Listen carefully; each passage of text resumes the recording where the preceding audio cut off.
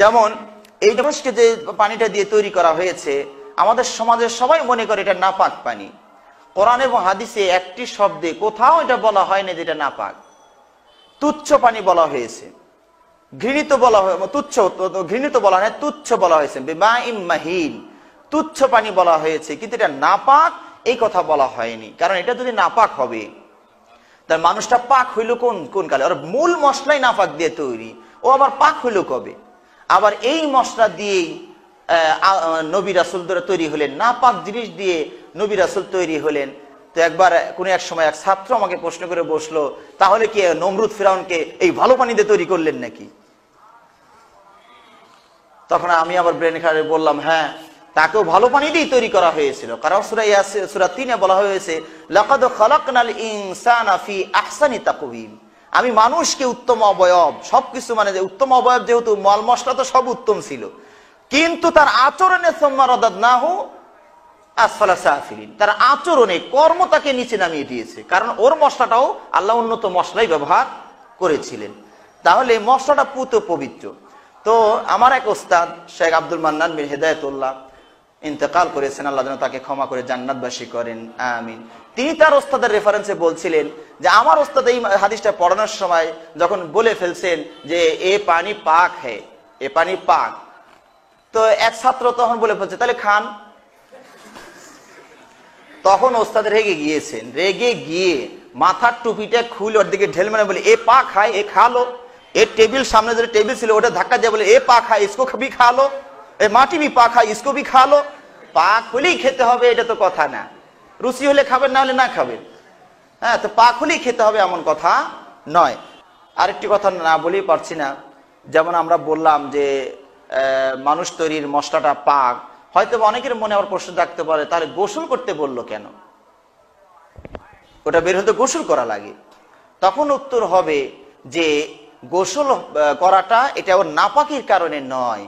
ওটা যদি নাপাকির কারণে হতো তাহলে যেটুকু লেগেছে ওইটুক ধোয়ার কথা হতো, পুরো শরীর ধোয়ার কথা এখানে আসতো না। কারো শরীরে যদি মল লেগে যায়, মানুষের মল লেগে যায়, তাহলে কি গোসল করতে হয়? শুধু ওইটুক ধুইলেই পাক হয়ে যাবে। হ্যাঁ, এই জন্য ওটাকে নাপাকের কারণে গোসল করতে বলা হয় নাই। এর কোন হাদিসে দেখবেন কি, হাদিসে এমনও আসছে মা আয়েশা রাদিয়াল্লাহু তাআলা আনহা রাসূলের কাপড় হতে একটু চটিয়ে দিতেন, মাত্র একটু চটিয়ে দিতেন। হয়তোবা বাংলাদেশের আবহাওয়ার কারণে এটা চটানো সম্ভব হবে না, কারণ কাপড়ে লেগে যাওয়া মাত্র ওটা কাপড়ের সাথে মিশে যাবে। ওটা মেড ইন সৌদি হতে হবে, হতে পারে মেড ইন খেজুর। হ্যাঁ, খেজুর খেয়ে যে মশলাটা তৈরি হয়েছে ওটা হয়তো গাঢ় বেশি, ওইটা চটানো সম্ভব হবে। আর আমাদের ভাত মাছ খাওয়া এটা অত গাঢ় হবে না, কাপড়ের সাথে মিটে যাবে, এটা চটানো সম্ভব হবে না। তো এটা রাসূল সাল্লাল্লাহু কোন হাদিসে আছে ধোয়ার কথা আছে, মা এসে একটু ধুয়ে দিতেন, ওই অংশটুকু ধোয়ার চিহ্নটা প্রকাশ পেত, ওইটা নিয়ে রাসূল সাল্লাল্লাহু সালাত করতেন। কাপড় তো একটাই। তাহলে বোঝা যাচ্ছে কি এটা নাপাকের কারণে ধোয়ার কোনো নির্দেশ নাই। মা এসে ধুয়ে দিয়েছেন, কখনো চটিয়ে দিয়েছেন, তাহলে বোঝা যাচ্ছে কি ধোয়ার কোনো নির্দেশ নাই। আবার যেটাকে মাজি বলা হয়, ওই জাতীয় কথা মনে পড়লে পানির কালারের যে এক ফোঁটা বেরিয়ে আসে, সেইটাকে মাজি বলা হয়। এটা শরীয়তের বিষয়, একটু ভেঙ্গেই বলতে হয়, না হলে বোঝা মুশকিল হবে। ওইটা নাপাক, কারণ ওখানে ধোয়ার নির্দেশ এসেছে। ওটা যেখানে লাগবে, বিশেষ অঙ্গ অন্ডকোষ সব ধুয়ে নিতে হবে, যে জায়গায় লেগেছে ওটাও ধুয়ে নিতে হবে। বোঝা যদি না যায় তার কমপক্ষে পানিটা ছিটে দিতে হবে। তাহলে এইভাবে সেখানে পাক হওয়ার কথা বলা হয়েছে। কিন্তু এই বীর্যর যে নাপাক, এটার ব্যাপারে কোনো ধোয়ার নির্দেশ নাই।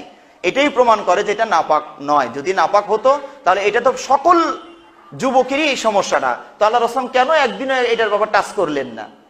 যেটা অহরহ মানুষের ঘটছে, তাহলে এটা কেন নির্দেশ করলেন না? নির্দেশ যেহেতু নাই, সুতরাং এটা পাক, এটাই প্রমাণিত হবে। আর আশরাফুল মাখলুকাতকে কি করে একটা নাপাক হারাম পানি দিয়ে আল্লাহ তৈরি করবেন, এটাও তো একটা বিবেকের প্রশ্ন বাঁধে। তো যা হোক, এটা আমরা পাক মনে করি, এবং কোন নাপাক হওয়ার কোনো দলিল তাদের কাছে নাই। যারা বলেছেন নাপাক, তাদের কোনো দলিল নেই। আল্লাহ রাব্বুল আলামিন আমাদেরকে কোরআন এবং সুন্নাহ মেনে চলার তৌফিক দান করুন।